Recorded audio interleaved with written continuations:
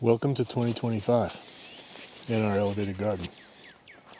So today we're going to plant peas. And the key to peas is to start them early.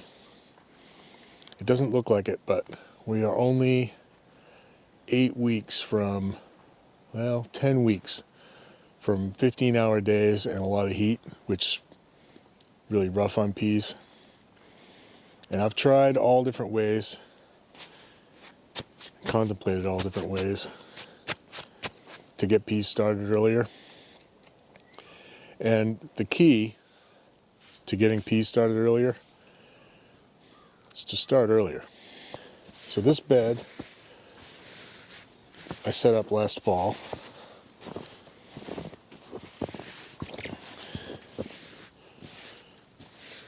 It's filled with hügelkultur stuff, leaves, sticks, brush, wood, chunks of wood, and a lot of garden waste. And then I topped it off with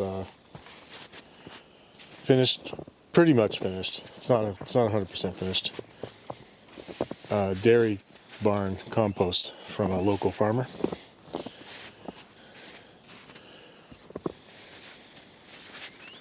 It's finished, except that it's got a little bit of wood fiber still left in it, so I have to be careful that it doesn't dry out when the sun gets on it in July. Now this bed, I think, it is spring here. So, down about that far is ice. And it'll be ice for a long time. But the top foot is workable soil. These are Sugar Daddy and Cascadia Sugar Snap peas. I used to eat a lot of different kinds of peas, but as I get older, I'm starting to get finicky about stringless. These Cascadia were fantastic last year.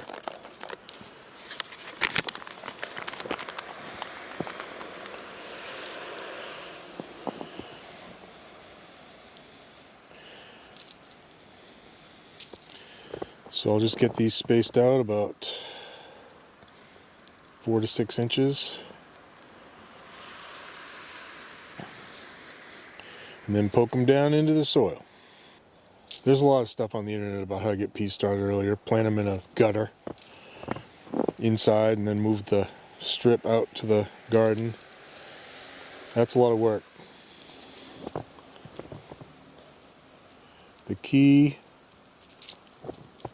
is to start early. They're snow peas. Well, it turns out I had enough of those Cascadias to do this whole bed. The Cascadias were really good last year. Really sweet. Super crisp. No strings.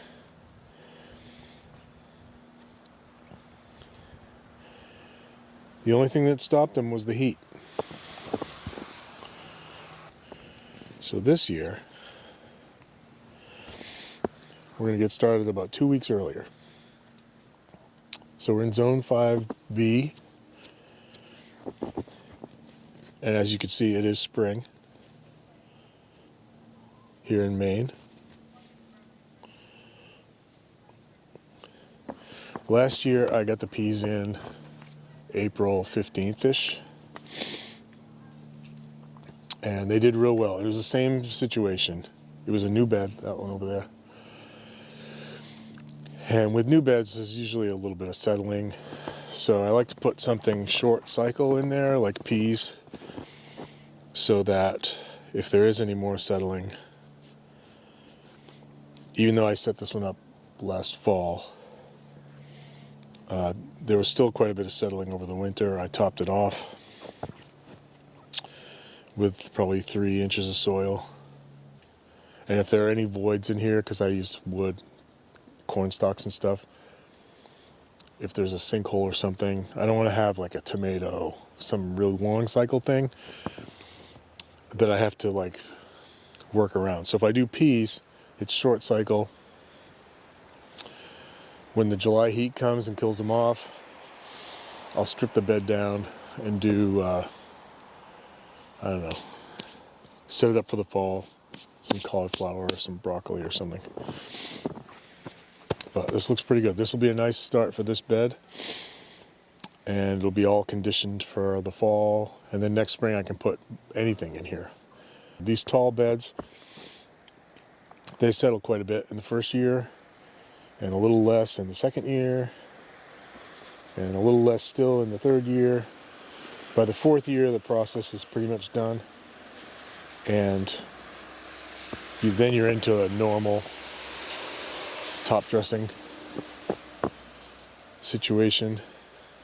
These tall beds, we make them and sell them through our Ergonomic Gardens website. And for us, it's a big game changer. It's just so much more pleasant to garden standing up. Oh, missed one. And we do get earlier starts. Like right now, I'm standing on soil that is completely saturated, and it'll be wet until probably Memorial Day, because it's going to rain here in Maine all through April, and the first half of May it's usually raining frequently. And we used to plant here on the ground. This was our traditional style garden, but we would lose entire plantings in June because it would rain again and the ground would get super saturated and the seeds would rot. So direct sowing here on this flat ground is not an option. So getting up off the ground and out of this wet is key for us. And we're standing up. So that's the key to starting peas early. Start them early. Okay, thanks for joining me for the kickoff to the 2025 gardening season in our elevated garden. We have planted peas, maybe 2 weeks too early. We'll find out. But do subscribe, because this year we have a lot of really interesting things for our 20 plus tall raised garden beds. We're going to do, probably this year we're going to move, we didn't do enough tomatoes, varieties of tomatoes. And I think this year we're going to come back towards more varieties of tomatoes. And last year we did start to really break into really interesting herbs. And this year I think we're going to expand on that and build on it. And you'll want to see that part in particular. There's a lot of really great benefits for the table and for your health. And so we're going to definitely build that out. So do subscribe, and we will see you again soon. Thanks a lot. Bye.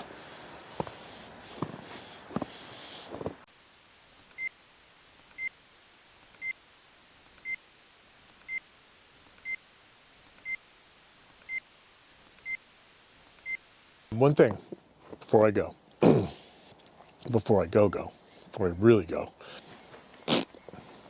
Cut. Blah, blah, blah, blah, blah. Blah, blah, blah, blah, blah. Thanks for joining me. Cut. And that's no good. Blah. We have a cut. And hopefully, cut. Yeah, is that what I want to say? I don't know. Ergonomic Gardens, you can check us out there. It's very exciting at ergonomicgardens.com.